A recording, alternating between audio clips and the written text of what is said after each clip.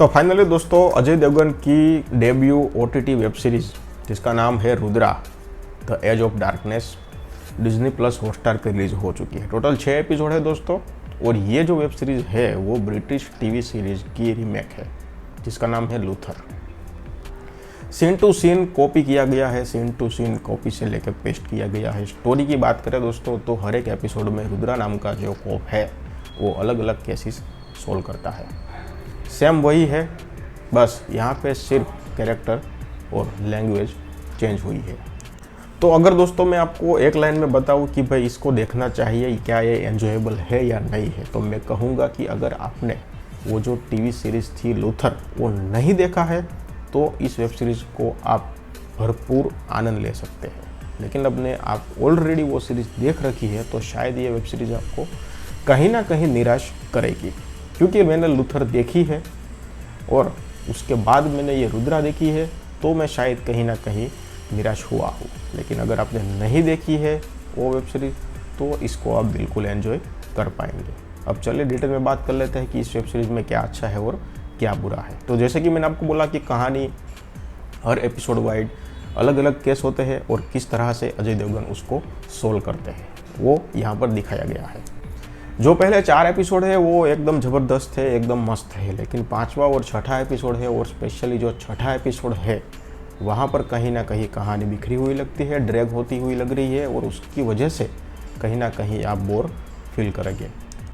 अब जो मिस्ट्री वाली वेब सीरीज़ होती है और स्पेशली किसी मिस्ट्री को कोई कोप उस केस को सोल्व कर रहा है तो डिटेलिंग में दिखाना, मतलब कि पूरी डिटेलिंग में जो दिखाना पड़ता है। मान लो कि अगर कोई कोप केस को सोल्व कर रहा है, उसके पास एक एविडेंस आया तो उस एविडेंस के चलते दूसरे एविडेंस पर वो किस तरह से पहुंच पाएगा वो डिटेल में दिखाना एक ज़रूरी काम होता है, और वो काम इस वेब सीरीज़ में बहुत अच्छे से दिखाया गया है।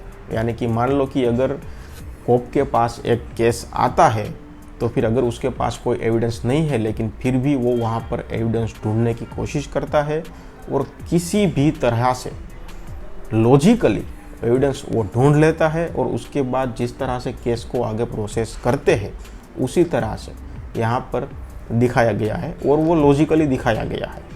तो वो एक इस वेब सीरीज़ की मुझे बात बहुत अच्छी लगी। और स्पेशली आप इस वेब सीरीज़ में देखना जो वो सीसीटीवी वाला सीन आएगा अजय देवगन जिसमें बोलता है कि इसने खून किया है तो ऐसे चलेगा, इसने खून नहीं किया है तो ऐसे चल सकता है। मतलब जिस तरह से वो लॉजिकली केस सोल्व में दिखाया गया है वो बहुत अच्छा है। आप देख लेना वो सीन, आपको मज़ा आएगा। और वो डिटेलिंग इस वेब सीरीज़ में बहुत अच्छे से दिखाई गई है तो वो एक मुझे बहुत अच्छा लगा। बाकी बीजीएम जो इस वेब सीरीज़ का है वो भी अच्छा है।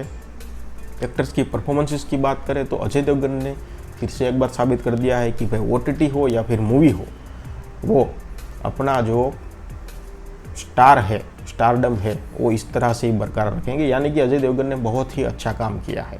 राशि खन्ना भी काबिल तारीफ़ काम किया है, उसकी भी तारीफ़ यहाँ से अलग से बनती है, क्योंकि जिस तरह का उसका कैरेक्टर है था और जिस तरह से उन्होंने निभाया है वो बहुत अच्छा है।